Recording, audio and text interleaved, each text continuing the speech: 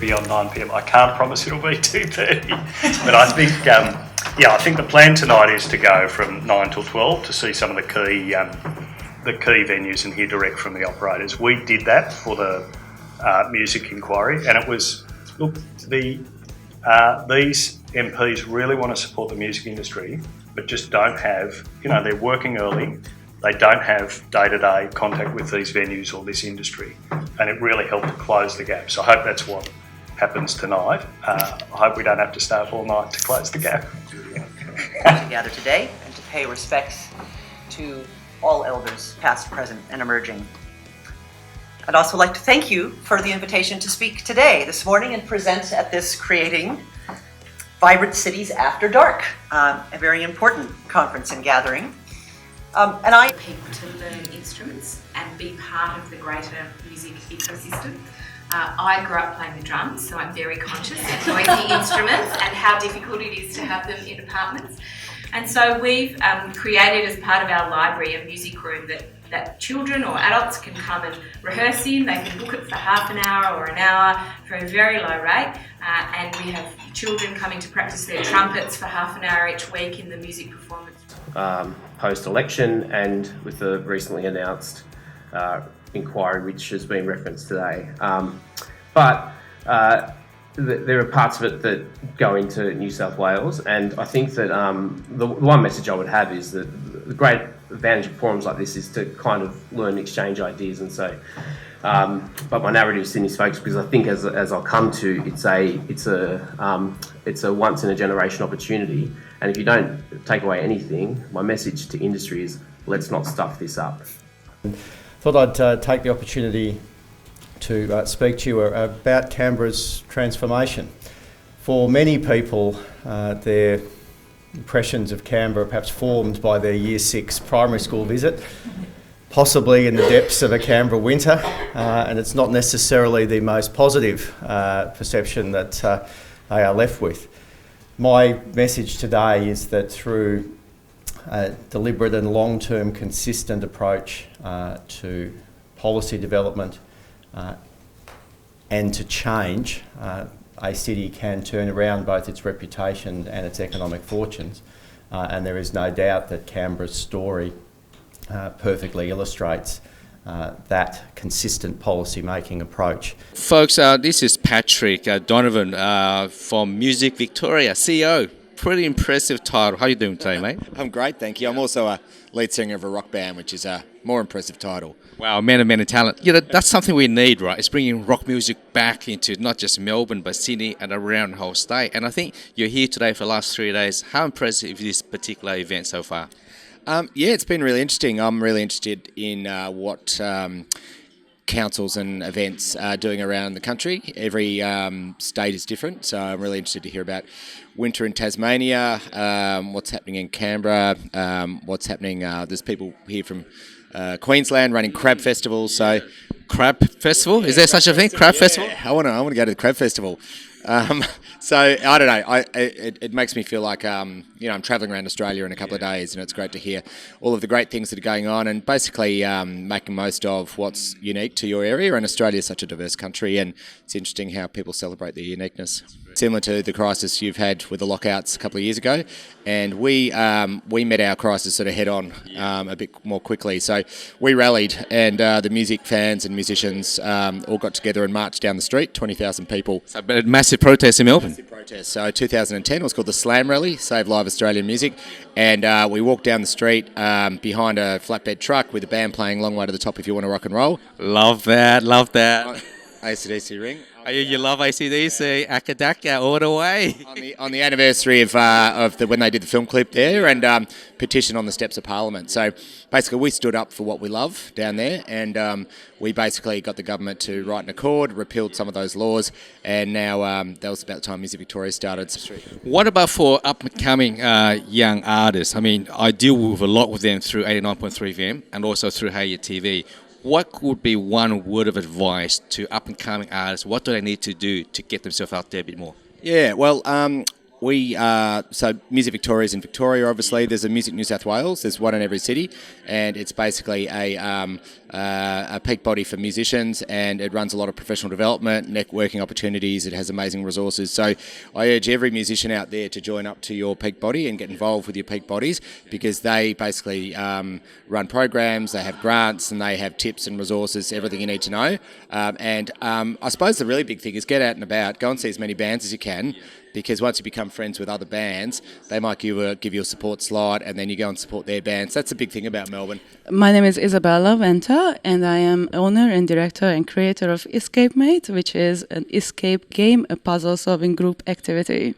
Sounds impressive. It's really nice to be here and hear about people's opinions and issues and solutions in regards to nightlife economy. So I think it's a really good place for people to discuss their experiences and also nightlife economy, how it works in different countries and different towns. Cloud and Global has actually done a wonderful job in terms of getting all the thought leaders around Australia, but also around the world, to be here today to discuss the night forum. So what's your thoughts so far about Sydney? Well, it was wonderful to hear their opinions in regards to, from an event point of view, from a council point of view, from a business point of view, and also to see what are their solutions and what are their recommendations to solve the nightlife crisis that we currently experience. Crisis, you're right. We are in a massive crisis in Sydney at the moment. Hence the reason why Cloud and Globe was organising this, so that we can maybe pick your brains a bit today, what we can do to improve Sydney. Well, my presentation is going to be about small businesses taking part of the diverse nighttime economies, because they are going to be the ones creating these interesting, quirky, out there activities and group experiences that you want to really experience and really want to get an alternative for drinking. What I see that in New Zealand as well as in Australia, there is a massive drinking culture, but as soon as you take the drinking away, like you did we did in King's Cross, then you see no one is out there on the streets anymore.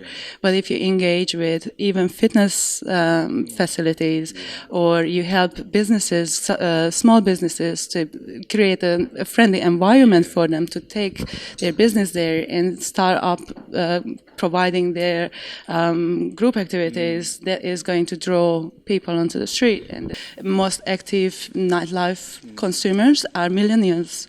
This age range, the ones between 18 and 25, they're not big drinkers anymore. What they are out there for is adventure. You have to give them experience, you have to give them adventure, and they will be out on the street, and they're going to be using their time not on drinking, but with meaningful group activities and looking at performances. That's really good, because you mentioned there is that we need to support small business, but also we need to get people out there. What else we can do to encourage people to come out and enjoy themselves without the drink inside of it? And you mentioned there entertainment is also very critical, right? I would say interactive group experiences that people need as an alternative for drinking, or sports experiences and sporting facilities. And that's because most of the sport is going to happen after hours. People are going to be working during the day, go out for sport. The ones that are doing sports and develop. And also because you're from New Zealand, and since you're in Australia here, can I get you to just say Aussie, Aussie, oi, oi, oi? Aussie, Aussie, Aussie, oi, oi, oi. Okay, Craig Perkins. We've got Craig Perkins here today, and he's been here with the ANZ Night Forums. You might have a lot of events, but how do you engage people, get them to stay, spend money, and hang around a bit longer? Isn't that correct? That's right. And I've seen a lot of people wander around taking photos, but are they spending money? And I think that's the important. It's as I say in my speech today. I'm not into the arts, and I don't go to many of these events, but I understand the value that they provide to a community, both in terms of employment opportunities, a bit of sense of self-awareness and appreciation of where they live, and that's really important. You have to, and if you're focusing on there, then you need actually people to bring their wallets with them. And you also mentioned about your grandfather. Would you like to be able to share that with us today? Well, the migrant story of Sydney is just amazing. I love the migrant story. And if you think about the opportunities that Australia's provided to migrants, my great-grandfather came here in 1882. Well, the funny thing is there's so many debates out there in our communities that migrants come over here and they take jobs, they take over everything. But the truth of the matter is migrants, we come here, we work hard, we work 7 days a week, and we contribute to Australia to make Australia a better place. You agree with me? Oh, well, absolutely. When you think about migrants, we're all migrants apart from first Australians. So all of us have come and contributed in our own particular ways. So I don't think it's really fair to say that this next wave of migrants coming and taking jobs.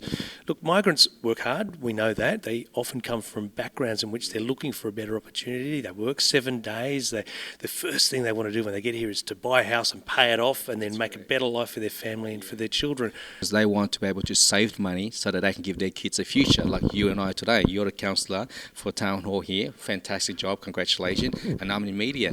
If we were in our country, would these opportunities be available to us? Well, maybe they wouldn't have been, and that's why our parents and our grandparents and great-grandparents made the move.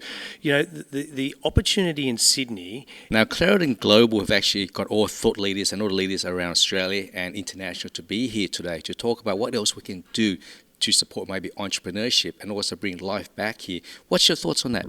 Well, I'm an entrepreneur. I'm a small business person, and I try and turn around businesses that are failing. So I have some, idea about how to do this. I think that one of the things that we don't do in our education is teach people soft skills of entrepreneurship. So it's one thing teaching people about how to count numbers and how to be to get your MBA, but those soft skills of dealing with people, looking for opportunity, taking risk, I think is something that we need to teach people a whole lot more. And also, let's just focus on the challenges of creating night economy across those three city areas. Okay, so we've got major city areas as well as a regional setting with Sam as well, and we've got a southern state and we've got Sydney here as well. So if you just, I'll keep a timer going. So could you just start, Craig, with where you're up to with night economy in Sydney and how the issues and things like that? Well, the night economy in Sydney, I guess, is fraught politically. There's been a lot of talk over the last few years about what's going on in the night economy. So I think what you've read in the media is partly exactly what's happening and partly not, as it normally is. So from my perspective, we've had a lot of change in terms of what they call the lockout laws, the liquor regulation changes, and that has had some impact on business, to the way that it has looked at the nighttime economy. We've established a nighttime economy subcommittee with a whole lot of industry leaders, ranging from hotels through to creative industries, and that's looking at ways in which it can develop a nighttime economy. Well, yeah, and I think just listening to clearly different cities have different challenges, and I think. I'll go back to when I spoke about people and place. It becomes really important. Wouldn't it be great to have the challenge of 4 or 5 million people and how you deal with it? I'm not suggesting Tasmania wants 5 million people or Launceston or Hobart, but from a night economy, as I see it from a Tasmania's point of view, it's actually about, as I talked about, the tourism and hospitality industry and how you make that sustainable and continue to create value out of that year round. To me, if someone's coming to visit, the money is in what they spend on food and their bed and what they do during the day. And so I think the challenge that we focus is about how you create a place that people want to visit throughout the year, and then how you extract that value. It's not necessarily about listening to some of the discussion around people's consumption of alcohol and lockout laws and all that kind of stuff. I think you have to create that safe environment as it grows. But importantly, I think you actually need to create an environment where people actually want to get out and about, and that's what... Thanks. So for those who are not familiar with Lake Macquarie, we're situated just south of Newcastle here in New South Wales, and that working group's been working for just over 18 months to create this nighttime economy and start supporting our local industries. To start with, our baseline's fairly small. It's a bit monotone. We've got lots of RSL clubs and pubs, a few restaurants here and there, but that's pretty much the diversity. We have a couple of entertainment pieces with your standard Holy Moly Strike bowling bar, but that was probably the extent of our diversity, and there's only one across the whole of the LGA, so it makes it quite difficult for one person to get from one side of the lake to the other as well. So we have lots of challenges with transport, with densities, and actually start working on this. We've started, if you're not familiar, we've got a few nighttime events that we've started. One being the Belmont Beer Barbecue and Blues Fest that happened about a month ago. That was the first time we've put that on. Really successful. We've never done an event in Belmont before. And we had over 1,600 people turn out. Some of our beer suppliers ran out of beer, and 2 of our food suppliers ran out of food on the night because it was more people than they expected. And so that was really positive, and we're taking some learning lessons and looking to do that again next year. Our next event that we had at the end of last year, so we have our Living Smart Festival, and that's all about sustainability. It's an award-winning event, and for the first time ever last year, we implemented a nighttime economy portion of that, and that was running as an opening event to the Living Smart Festival. And we had limited tickets of 200, and we had sustainable chefs come in who used food products from the region, and then we put on sustainable music, lights events, so solar powered lights, and then we had local musicians come and perform as. My name is Dale Christie. I'm with the City of Mandurah, and I'm the City Centre Place Manager. And my name's Marzel, Norton, City of Mandurah Place Manager as well, so we are colleagues in the same area. I think the biggest takeaway for me is obviously the collaboration that people have in local government with outside groups.